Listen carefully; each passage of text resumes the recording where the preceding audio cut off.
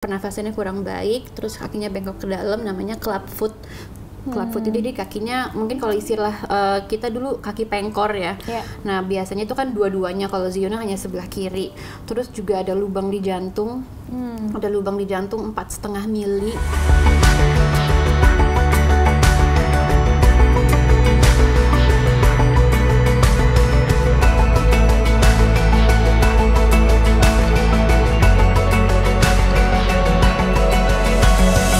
Jangan kasih titik kalau Tuhan mau kasih koma. Shalom semuanya, ketemu lagi di program Titik Koma Season 2. Nah, program Titik Koma adalah program kolaborasi antara Pijar TV dan juga Muda. Di program ini kita akan mendengarkan cerita-cerita dari keluarga sahabat muda yang mengalami perjumpaan sama Tuhan, yang ternyata menyadari bahwa hidupnya nggak titik tapi ada koma, yaitu yang artinya masih ada harapan dari Tuhan, ada kebaikannya Tuhan yang mereka lihat dalam kehidupannya mereka. Nah, program Titik Koma ini juga akan ditayangkan di aplikasi GoPlay. Jadi teman-teman jangan lupa tonton ya, setiap hari Jumat jam 5 sore. Dan juga nanti akan ditayangkan ulang di YouTube-nya Pijar TV dan juga Muda TV. Jadi jangan kemana-mana, hari ini kita akan ngobrol-ngobrol, mendengarkan cerita, dan aku percaya banget kita akan diberkatin hari ini dengan cerita Titik Koma hari ini. Nah, selama kurang lebih 30 menit ke depan, aku akan nemenin kalian. Aku Devi Indah, biasa dipanggil Devi. Pastinya hari ini aku nggak sendirian. Aku sama Ibu Gembala kesayangan kita semua, kesayangan aku. Aku biasa manggil Mama Jo. Di sini ada Joanna Alexandra. Hey, halo Devi, halo semuanya. Mama Jo. Yes. Boleh kenalan dulu mungkin Mama Jo. Mama Jo. Nama saya. Udah kenal sampai di situ loh. Halo semua, aku Joanna Alexandra.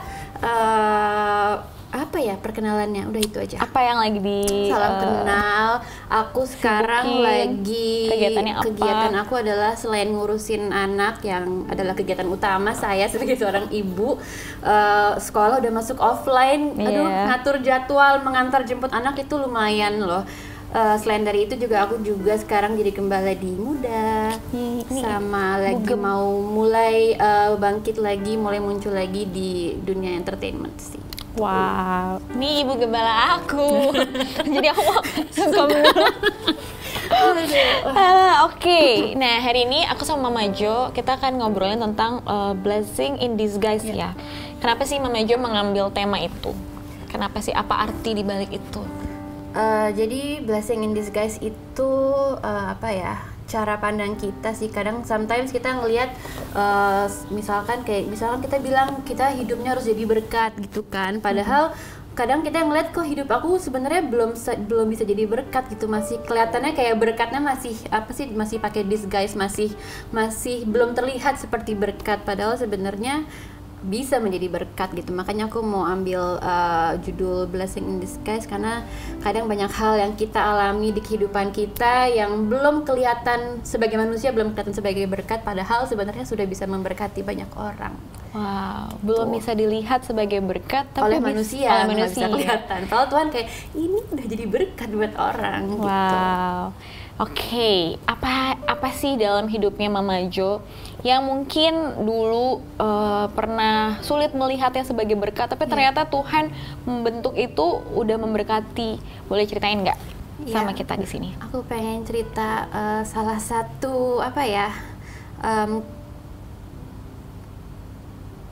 treasure di hidup aku bisa bilang ini treasure, ini harta banget buat kehidupan aku, yaitu anak aku yang keempat, Zio, si gemblut, si kutruk. Jadi mungkin kalau mau flashback sedikit ya, sebelum Ziona lahir. Jadi kan Ziona tuh anak keempat. Ya. Jadi waktu aku hamil anak keempat ini, mungkin karena udah pernah punya anak pertama, kedua, ketiga, jadi sejujurnya masih ada perasaan kayak aman lah gitu. Udah pernah punya 3 anak, pasti anak yang keempat kayak udah hafal nanti habis ngelahirin akan nyusuin anaknya seperti ini perkembangannya bla bla. Jadi semacam ada kayak sedikit kesombongan karena merasa aku pasti bisa punya anak keempat ini gitu. Lalu ya udah aku hamil anak keempat, aku hamil Ziona. Dan akhirnya Ziona lahir. Waktu itu Ziona lahirnya juga prematur di 36 minggu dia lahirnya. Biasanya kan 40 minggu tuh yang sehat. Akhirnya di 36 minggu dia lahir dan kesoktawan aku langsung buyar semuanya. Karena waktu pertama kali Ziona lahir itu satu, dia nggak langsung nangis, nggak ada suaranya wah gitu. Terus juga pas baru lahir dokternya ngeliat, kan aku dari sini kan, dokternya di situ kan, kayak dokternya kayak bingung gitu, kelihatan mukanya bingung. Akhirnya kayak langsung dilariin ke NICU, ICU khusus baby gitu. Udah, terus Radit juga akhirnya dia nemenin ke NICU. Aku masih dalam keadaan baru ngelahirin, masih bingung-bingung gitu, masih capek. Tiba-tiba Radit datang lagi, cek gitu kan. Terus aku tahu lagi ceritanya itu. Dia datang, apa gimana Ziona? Kita udah tahu kan mau namain dia Ziona.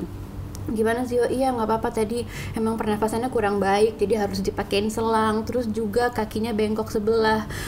Terus kan dia suka bercanda kan, jadi aku ngerasa kayak apaan sih dia gitu. Terus dia kayak enggak beneran Jo, kakinya yang kiri bengkok ke dalam. Terus aku langsung apa ya, nggak bisa mikir apa-apa gitu karena bener-bener bingung. Maksudnya kakinya bengkok sebelah tuh gimana gitu. Itu mulai apa ya, mulai pikirannya langsung kemana-mana, langsung nggak bisa mengontrol apa ya, bingung antara mau nangis tapi aku tahu ini anak dari Tuhan, tapi kayak mau percaya, mau beriman kok kakinya bengkok gitu. Itu salah satu hari yang bener-bener amburadul banget buat aku sebagai seorang ibu. Padahal di awalnya merasa pede banget gitu kan. Terus apa namanya, ya udah, jadi beberapa hari itu di rumah sakit yang biasanya kalau teman-teman aku habis ngelahirin bisa foto gendong baby, aku saat itu enggak, aku di kamar cuman sama Radit kayak tanya-tanya dokter, ngobrol sama dokter, ini gimana keadaan Zio. Ya ini waktu baru bayi kue, ini adalah bayi kue. Pinky ya. Terus pokoknya jadi keadaan Zio waktu pertama kali baru lahir itu dia pernafasannya kurang baik, terus kakinya bengkok ke dalam, namanya clubfoot. Clubfoot itu jadi kakinya, mungkin kalau istilah kita dulu kaki pengkor ya. Nah biasanya itu kan dua-duanya, kalau Ziona hanya sebelah kiri. Terus juga ada lubang di jantung, ada lubang di jantung 4,5 mili. Itu buat baby yang kecil banget, 4,5 mili itu besar banget. Besar. Terus juga dia dagunya nggak normal, jadi kayak agak mundur, dagunya kecil sehingga dia susah untuk nyusuin. Itu awal-awalnya baru tahu segitu doang. Sebenarnya setelah itu ada banyak diagnosa lain, cuman waktu awal tuh baru itu. Dan ya aku ingat banget pada saat itu aku ke flashback Dev. Aku ingat waktu sebelum aku hamil. Jadi sekitar setahun sebelumnya aku hamil, kita lagi tahun baruan waktu itu. Terus biasa kan kita mau bikin resolusi tahun baru, apa yang kita mau resolusiin buat tahun berikutnya. Resolusi aku rohani sekali. Aku bilang, Tuhan, I want to experience you more. Aku mau mengalami Tuhan lebih lagi. Itu flashback aku waktu itu gitu. Terus pas kejadian Ziona lahir, aku kayak muncul deh tuh, aku ngalamin Tuhan lagi, tapi kok begini banget kejadiannya gitu. Waktu itu ngerasanya gitu. Dan banyak pikiran intimidasi lah mulai muncul waktu itu di rumah sakit. Aku ngerasa, duh kemarin aku habis bikin dosa apa ya, aku salah apa ya, apa ini karma aku ya. Pokoknya banyak pikiran-pikiran intimidasi muncul sampai jujur susah untuk mengucap syukur gitu. Padahal kan ini kan adalah kelahiran anak yang dinanti-nantikan gitu. Tapi aku susah banget kayak mikirnya terlalu kemana-mana gitu. Sampai akhirnya aku inget banget waktu itu kita masih di rumah sakit. Dan aku ngobrol sama Radit gitu. Aku tahu dia juga mungkin lagi sepaneng juga pikirannya gitu kan. Akhirnya kita bersepakat untuk oke, memang faktanya adalah keadaan Zio banyak kekurangannya nih, mengagetkan sekali gitu. Tapi yuk kita sepakat untuk lihat Zio sebagai berkat gitu. Kita mau sepakat bahwa yang nyiptain Zio bukan mama dan papanya gitu, tapi yang nyiptain Zio, yang memberikan Zio kehidupan itu adalah Tuhan. Jadi kalau Tuhan kasih, pasti ada maksudnya Tuhan nih, ada berkat yang Tuhan lagi mau kasih buat kehidupan keluarga aku gitu. Akhirnya kita di lorong waktu itu kita pegangan tangan, kita berdoa, ya Tuhan kita mau sepakat ngelihat Zio sebagai berkat Tuhan gitu.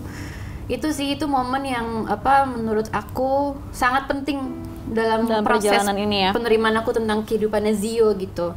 Dan ya udah, setelah penerimaan kita dalam keadaannya Zio, memang si cantik itu nggak langsung sembuh. Kita pulang ke rumah setelah sekitar 2 minggu di rumah sakit. Kita pulang ke rumah, kita tes segala macem, banyak banget loh berita-berita yang mengagetkan berikutnya. Yang baru lagi. Iya, kita pikir oh cuman ini, ternyata waktu itu Ziona sempat sakit, masuk rumah sakit. Jadi ternyata dia kalau minum susu bukannya masuk ke lambung tapi masuknya ke paru-paru, Dev. Jadi sempat ada infeksi di paru-paru, masuk rumah sakit, dan akhirnya dia kalau minum susu harus pakai selang supaya selangnya jadi langsung masuk ke lambung supaya nggak nyasar susunya gitu. Supaya nggak ke paru-paru. Supaya nggak ke paru-paru. Itu namanya laringomalacia. Jadi dia harus pakai NGT. Terus ada lagi kelainan, ternyata pas di tes pendengarannya juga pendengarannya nggak normal. Kalau kayak kita gini ngobrol bisa harus kedengeran, kalau sama Zio kita harus teriak, bener-bener harus teriak baru dia denger. Makanya aku sempat ngerasa kok dia responnya kurang sama suara nggak gampang kaget gitu, kayak santai banget babynya. Akhirnya ternyata dia punya kelainan pendengaran sedang ke berat, moderate to severe hearing loss. Terus juga ada lubang di jantung, terus ada beberapa ruas di tulang belakangnya yang kecil, yang nggak seperti seharusnya gitu. Terus apalagi ya, kepalanya juga lebih besar daripada baby lainnya.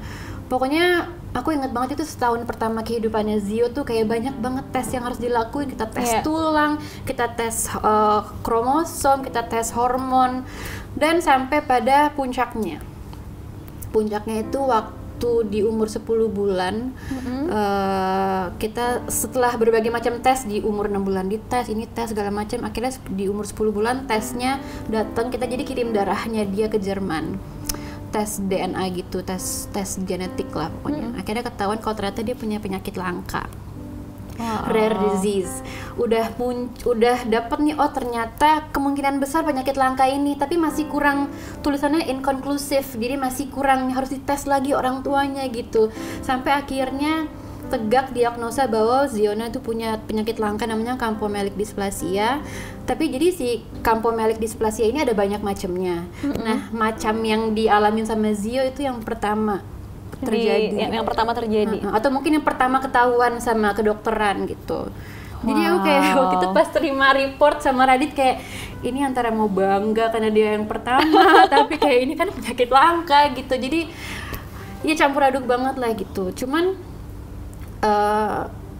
itu ya mungkin karena di pertama kita udah mau sepakat apapun yang terjadi, Ziona is a blessing gitu. Jadi kita bisa sedikit tertawa lah, bisa bisa ngelihat bahwa keunikannya Zio, penyakit langkanya Ziona itu ya ada sesuatu yang Tuhan mau pakai lewat kehidupannya Zio. Wow, aku tadi pas dengar Mama Jo cerita gak mudah banget ya, maksudnya perjalanan dari awal lahir sampai akhirnya itu berarti kurang lebih 1 tahun, 10 bulan tadi ya? Iya. 10 bulan sampai dapet diagnosa itu. Tapi tadi yang menarik adalah waktu Mama Jo sama Kak Radit bener-bener sepakat bahwa ini adalah berkat. Jadi walaupun ketika muncul ke depannya, jadi segala sesuatunya bisa dilewatin dan melihat bahwa ini bukan cuma penyakit langka tapi juga berkat yang langka. Berkat yang langka, iya. Jadi kayak setiap ada report baru dari dokter, kita bisa kayak punya punya anchor gitu loh. Pas dapet, oh ini ada muncul kelainan ini, kayak oke, kita percaya ini berkat dari Tuhan. Apa yang harus kita harus mengatur respon kita gitu kan terhadap apa yang kita dengar, karena sometimes ya memang yang dokter bilang benar sih, emang itu fakta, tapi kita mau melihat fakta itu masih dibalut dengan berkatnya Tuhan gitu.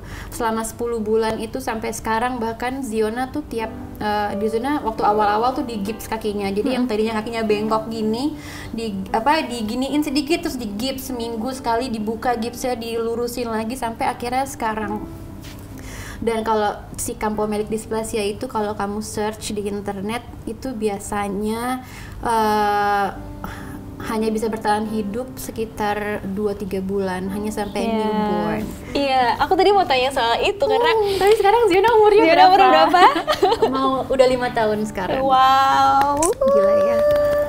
Cikidut itu. Ini sekarang udah besar, udah gadis. Coba kita lihat foto yang sudah remaja ya. Sudah remaja. Ini dia lagi pakai sepatunya Yang di gips tadi yang sebelah kiri ya. Kaki kirinya. Terus salah satu diagnosanya juga kakinya panjang sebelah. Jadi selain bengkok juga panjang sebelah. Ini waktu dia di gips. Waktu di gips. Jadi dia di gips tuh 2 kali waktu masih newborn. Terus karena di tengah-tengah mungkin kayak mama papanya kayak terlalu santai, akhirnya sempat relapse lagi, akhirnya di gips lagi di sekitar umur 2 tahun, 3 tahun. Ini yang paling baru ya? Enggak, ini kayaknya setahun 2 tahun yang lalu ya dia udah bisa berdiri. Bahkan dia kalau jadi kan dia rutin terapi di rumah sakit kan, terapi tumbuh kembang itu. Bahkan dokter-dokternya Ziona tuh tercengang dengan perkembangannya Zio karena harusnya dengan label penyakit ini nggak bisa jalan, Dev. Tapi sekarang udah bisa jalan. Sekarang udah lari-lari, kejar-kejaran. Kita kayaknya punya ini juga video yang Ziona lagi jalan-jalan di gereja deh. Dan dia gemes banget. Coba deh kita mau tonton. Kalau lagi terapi. Yang untuk terapi ya. Sekarang sudah bisa jalan, bahkan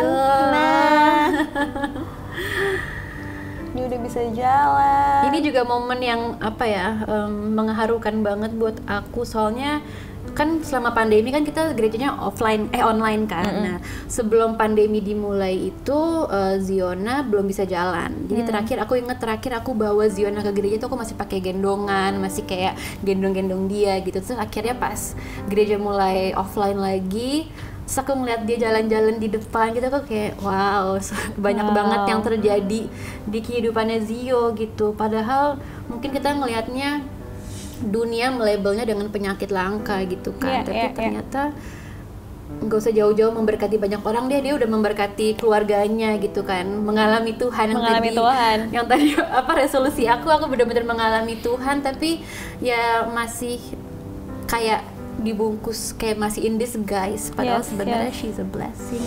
Tuh kan udah gadis, gimana dia pose gitu. Aduh, jadi kalau misalnya kita mau minta sesuatu dari Tuhan, Tuhan memang menjawab, tapi kadang-kadang apa yang Tuhan kasih atau apa yang Tuhan jawab suka nggak sesuai dengan apa yang kita ekspektasi kita kan.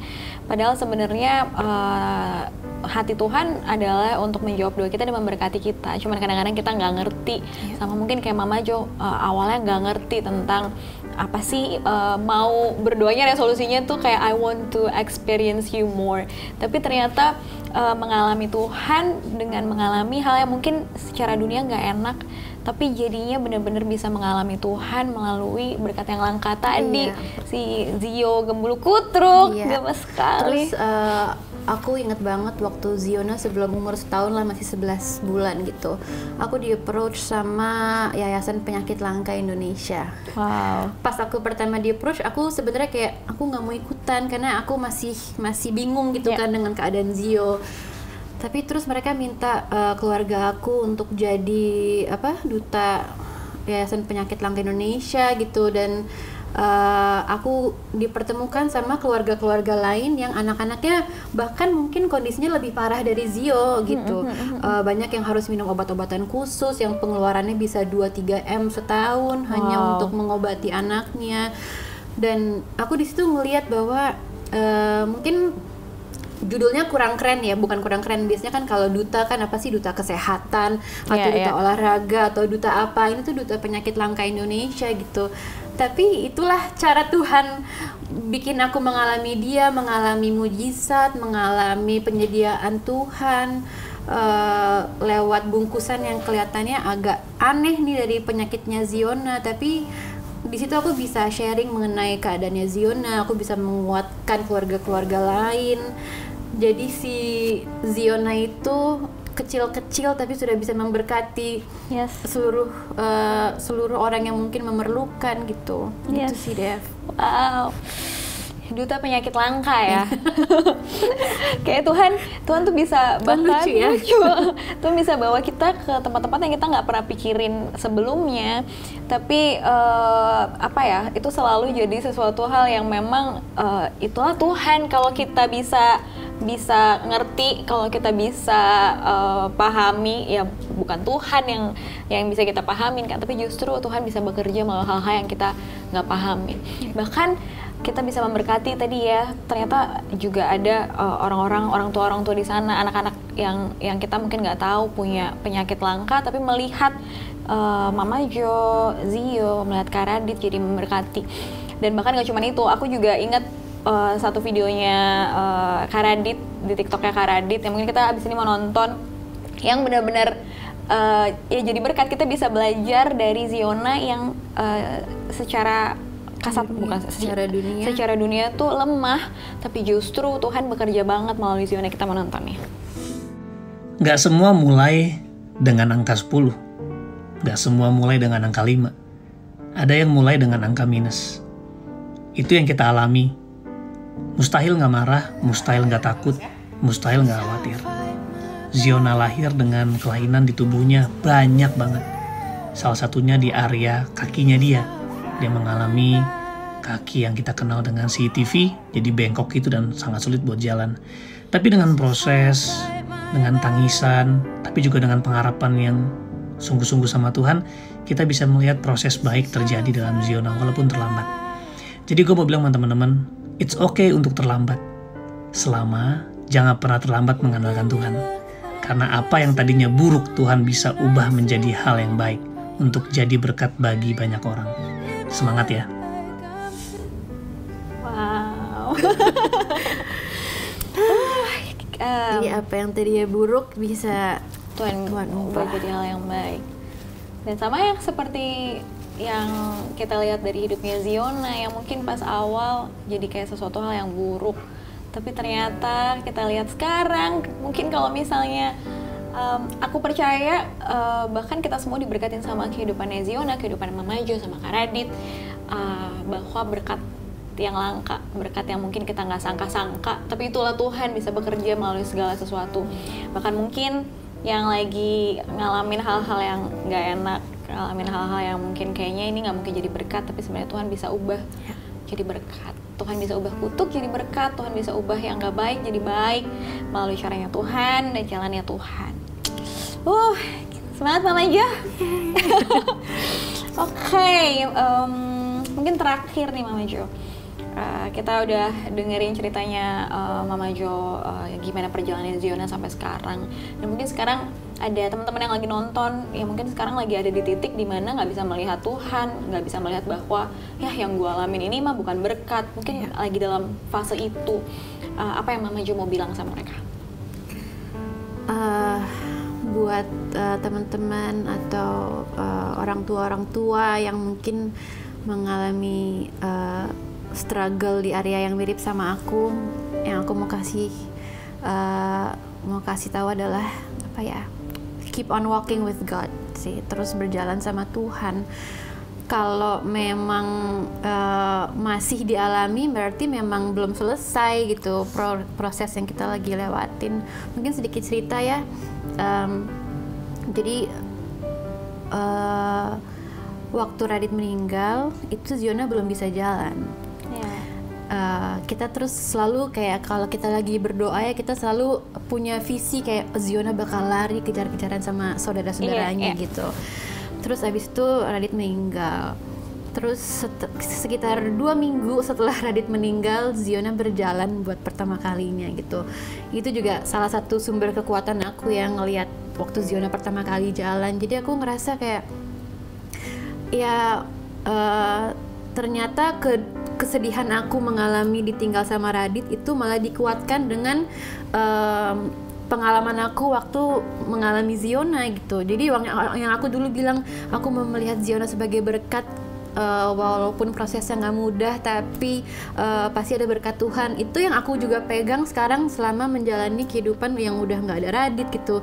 Walaupun kesannya kayak susah banget, berat banget, tapi karena aku sudah pernah mengalami yang mirip-mirip waktu kejadian Ziona, itu pegangan aku bahwa yes, Tuhan lagi terus bekerja, Tuhan pasti mau melakukan sesuatu gitu. Jadi sometimes apa ya, struggle kita itu Tuhan bisa pakai untuk jadi berkat karena kita kan hidup terus ya, maksudnya mungkin kita udah berhasil melewati struggle yang ini, ntar ke depan ada struggle berikutnya gitu, nggak selesai emang.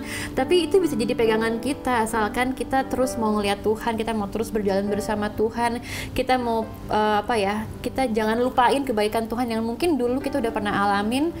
Jangan dilupain itu, karena itu pegangan banget untuk kita mengalami breakthrough berikutnya gitu. So terus jalan sama Tuhan, terus lihat Tuhan, walaupun kayaknya faktanya berkata sebaliknya, tapi percaya bahwa yang tadi Devi bilang, yang Alkitab bilang bahwa Tuhan bisa mengubah kutuk jadi berkat, Tuhan bisa mengubah tangisan jadi tarian. Amin. Gitu. Oh, thank you Mama Jo. Mengandung bawang ya. Yuk bisa yuk. Wow, thank you banget Mama Jo. Aku percaya semua yang dengar, teman-teman semua yang dengar di sini dikuatkan kembali, punya harapan lagi. Walaupun mungkin apa yang jadi faktanya sekarang mungkin masih belum kelihatan, tapi mungkin kita nggak perlu mengerti, tapi kita tetap berjalan aja kayak Mama Jo bilang, berjalan bersama-sama dengan Tuhan. Kita tetap percaya walaupun kita belum mengerti, karena Tuhan pasti bekerja, bahkan pekerjaan Tuhan itu melampaui segala akal, melampaui segala kekuatan kita, supaya Tuhan yang jadi satu-satunya kekuatan. Kayak Tuhan tuh prepare kita, Tuhan prepare Mama Jo, Tuhan prepare kita semua untuk struggle berikutnya. Karena selama kita hidup akan ada banyak struggle, tapi Tuhan juga punya rencana kenapa kita melalui itu semua. Yes. So thank you so much Mama Jo. Thank you. Udah sharing. Thank you Ziona. Kita udah nonton videonya Ziona yang memberkati banget. Dan aku percaya juga teman-teman diberkati banget hari ini sama program kita di Titik Koma. Thank you banget udah nonton kita dari awal sampai akhir.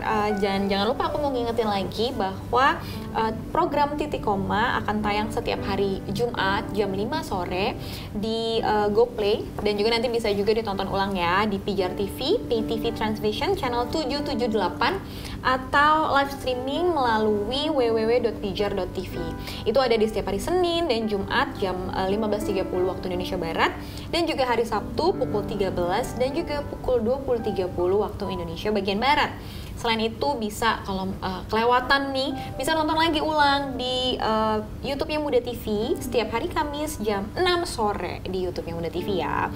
Dan juga kalau misalnya teman-teman mau nonton nih program-program Titik Koma yang sebelumnya, boleh banget. Atau misalnya mau tahu nih update ada siapa lagi yang mau sharing ya tentang apa temanya, boleh banget. Jangan lupa untuk follow Instagramnya Pijar di @pijartv, dan juga Instagramnya Muda di @muda_untuk_Indonesia. Dan teman-teman yang punya pertanyaan atau mungkin rindu untuk didoakan dan pengen cerita, pengen curhat, boleh banget langsung aja menghubungi nomor yang ada di bawah ini. Nanti tim Pijar akan menghubungi kalian untuk mendoakan kalian. Dan juga untuk teman-teman yang belum tergabung dalam komunitas, mungkin pengen punya komunitas, pengen juga bisa sharing, pengen punya support system, tapi belum tahu harus kemana. Di sini ada Ibu Gembala saya. Jadi teman-teman boleh banget untuk langsung aja DM Instagram Muda tadi ya di @muda_untuk_Indonesia. Langsung DM aja, bilang mau curhat, mau cerita, atau mau tergabung dalam komunitas. Nanti akan dibantu juga sama teman-teman dari Muda. Dan kalau misalnya teman-teman ada berdomisili di daerah Indonesia Timur, kita juga mau infoin kalau Muda hadir di Indonesia Timur, ada di 5 kota.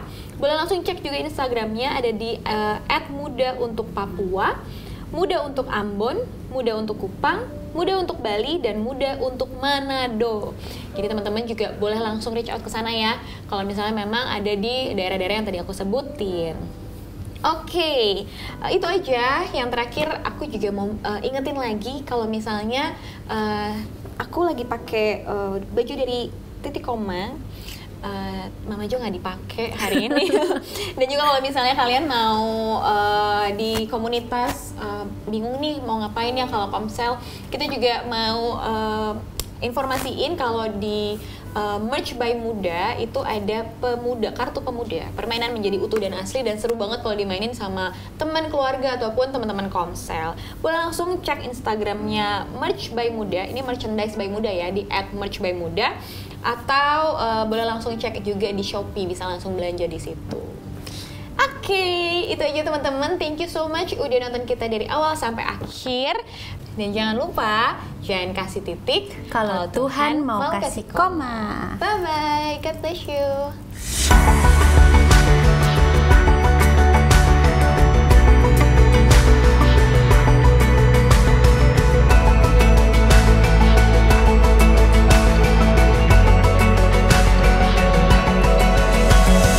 Jangan kasih titik kalau Tuhan mau kasih koma.